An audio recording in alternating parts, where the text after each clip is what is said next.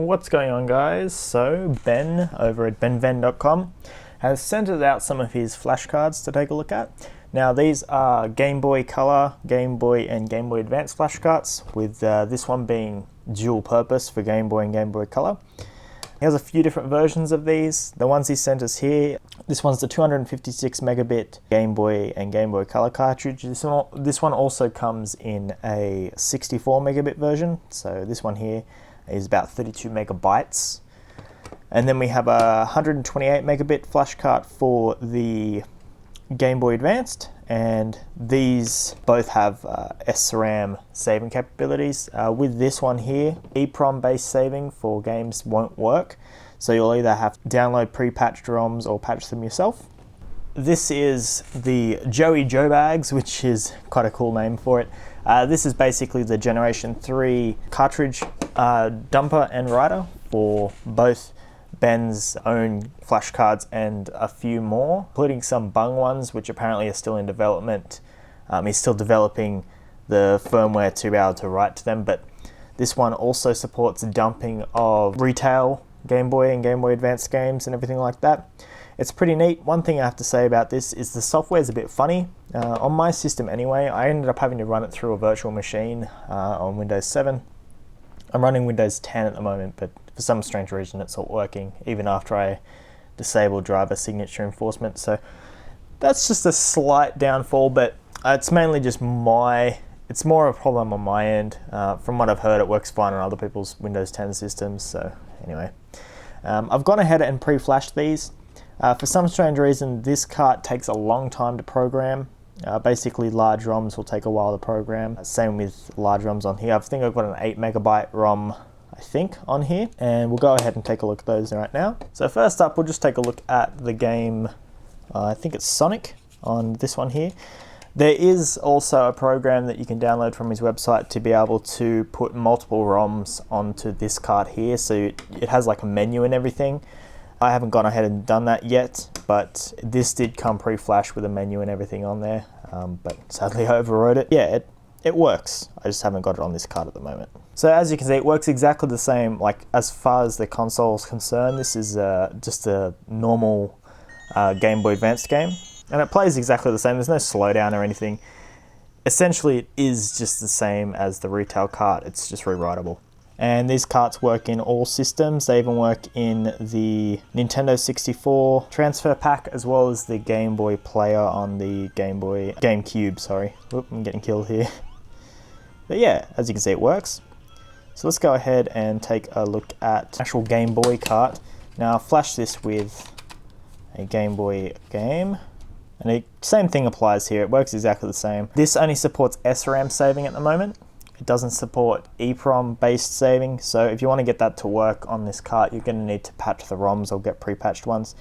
As well as with Pokemon games and other games that use the real-time clock, the games will work, but because these two carts don't actually have a built-in real-time clock or any sort of emulation for that, the time in the game won't actually advance. There are patches out there for like games like Pokemon and stuff that get around that, and I've heard they work fine. I haven't actually tried it. I'm not a huge Pokemon fan, so am I playing as Gomez, whatever his name is. Once you get the ROM flashed on here, it's surprising how well this actually works. Like some other cheaper flash carts normally have like weird issues, but from what I've seen on this one, I've been using it for a few months now actually.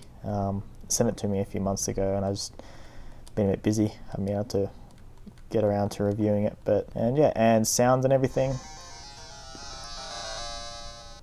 There's no slowdown or anything like that. As I said before, as far as the console's concerned, it's exactly the same game. So let's just take a quick look at the software over here. Okay, so here we are in the software, and I'm currently running version 3.15 of the firmware, and the software version is 3.15 as well.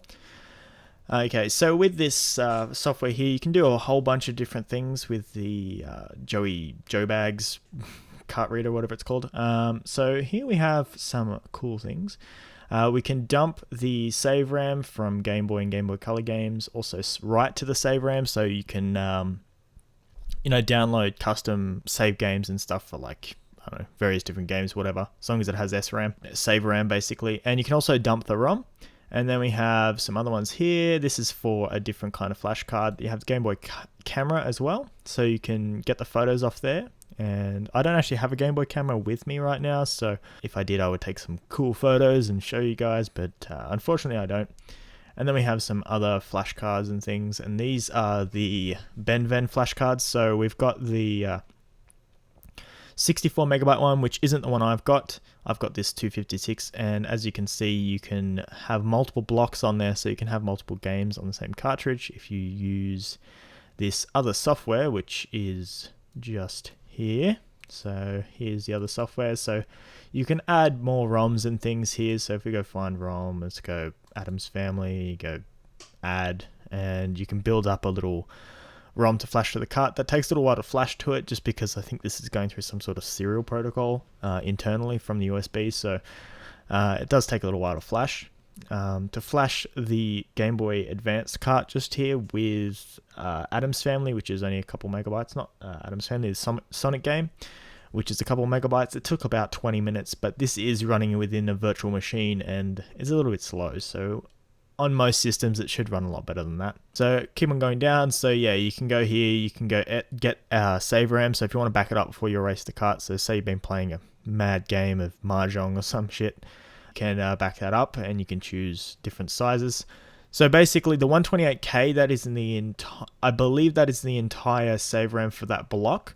Most Game Boy Color and Game Boy games, I think they're all limited to 32K of save RAM each, so that's the most each game can save to, but that's more than enough. And then we have Bung. This is the two versions of the Bung cart that used to be around. I think most people still have them. I think they're still actually for sale on AliExpress somewhere. These are currently not supported, but they're being developed apparently, so that's always good. And then we have this. I'm not too sure about that one. The El Cheapo, that is another flash cart that Ben sells. It's about $12. It's really cheap, hence the name, and it's a bit difficult to flash to. Apparently, you have to modify the cart slightly, but as far as like if you just want to make real cheap repos and stuff, just one game that supports the save RAM that it's got on there, then yeah, I think it's pretty good. And then we're down here, we have GBA generic, and this is just for dumping basic generic carts. So yeah, you can go read header and stuff. There's nothing plugged in here at the moment. So, and then you can also dump ROM depending on the game, and basically you can just go 128-bit and it will megabit, and it'll just dump the entire cart to that size, which is the biggest size of a Game Boy cart, I believe, Game Boy Advanced, but I could be wrong. Anyway, I'm no expert on this stuff. And then we're down here, we have the 128 megabyte or megabit flash memory. That's the green flash cart that we were looking at before, and that's how you flash that one.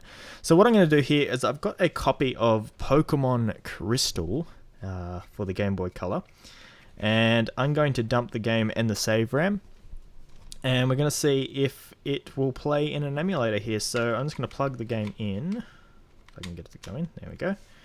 Now, one thing to note, apparently when you are dumping Game Boy Advanced games, it's recommended to use a modified USB cable. The details are on his website, just because the retail games, it's sort of out of spec for the power that's getting it. It's 5 volts going to the flash ROM on the cart. Apparently Ben's carts, his flash carts are fine with that, but some retail carts, it's sort of out of their spec even though they work with it.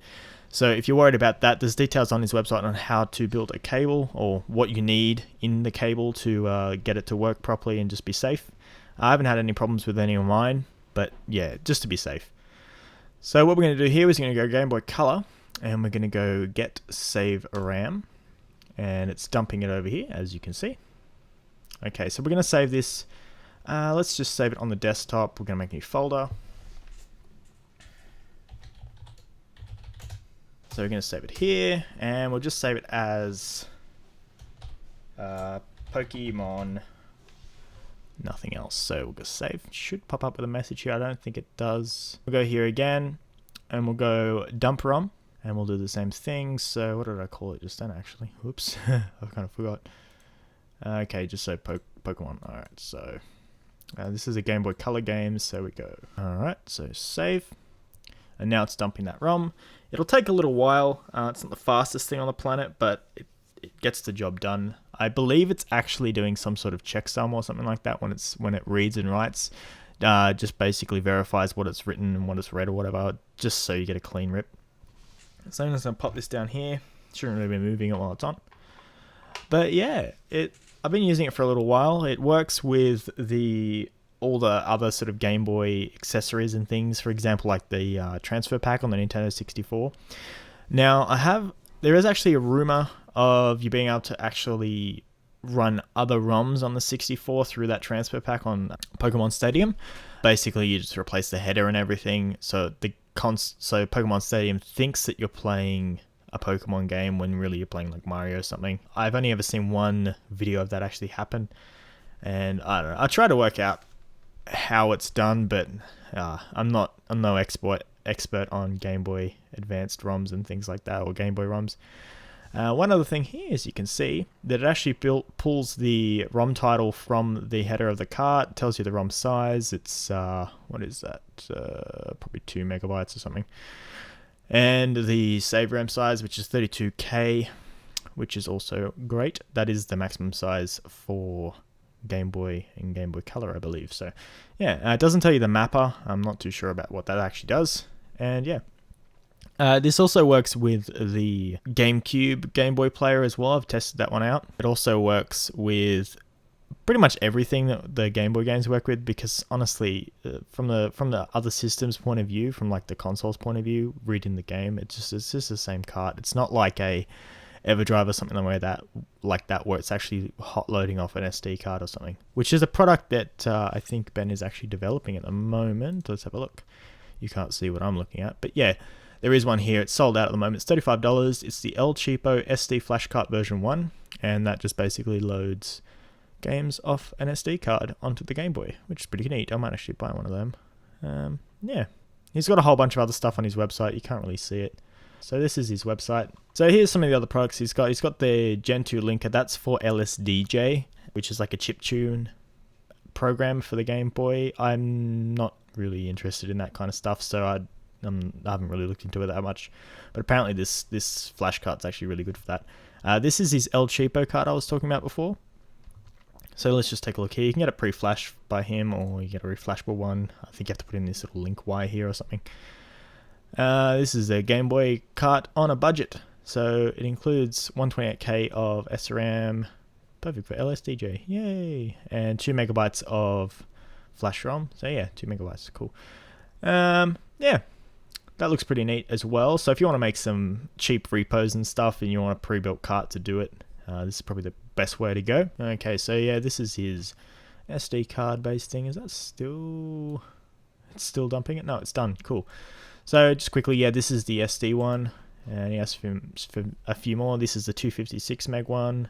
That's the 128 meg. Batteryless conversion. This basically just converts the static RAM from most games into FRAM. And there's information there about it. You can pause it if you want to read it. That's actually a service, I believe. And there's a new one coming out. This VGA outboard for the Game Boy, NES flash cart, NES cart dumper. That's the old reader and writer. And this is the new one that we've got here. And yeah, there's one more page. What's on the next page? And yeah. Cool, so let's just have a look now. So the cartridge has been dumped. And as you can see, it's been dumped and everything, whatever. So I'm going to go here. I'm going to open up this Game Boy Advanced emulator. Just close that. Okay, open the Game Boy Advanced emulator. Make that a bit bigger so we can see. Open, and we'll go back to our desktop. Pokemon Crystal. Yeah, the clock's time might be wrong just because there is no actual clock. Blah, blah, blah, blah. SAAA. Alright, cool. And yeah, this is actually the save RAM off this cart that I had just then. And this is my girlfriend's game, not mine. So I don't know what's going on here. I see you're new in town. I'm gonna beat you up. But yeah, it works. And say if I progressed in this game and saved it again, I could go back to this software here. I know this is a really long video, but we could go back to this software here. And we could go cart type, and then we could go there. We could go write save RAM. I'm not going to do that because I don't want to mess up the save game that was on the cart. But yeah, you can do that. So yeah, it's a pretty cool piece of hardware. I'm going to include some video and stuff in the end here of it running on various other Game Boy compatible things I've got around the house. So yeah, big thanks to Ben. Sorry this video took so long to make. Yeah, just got a bit wound up with things. So yeah, so if you're interested in getting one, I'll leave a link in the description. Ben's got a shop, and it has all the software and everything you need. There's even some really handy guides written by a guy called Sandman on how to get this thing up and running, which is very, very helpful. And yeah, so if you enjoyed this video, give it a thumbs up. If you didn't enjoy it, I don't know why you're still watching it. And yeah, cool. Until next time, see ya.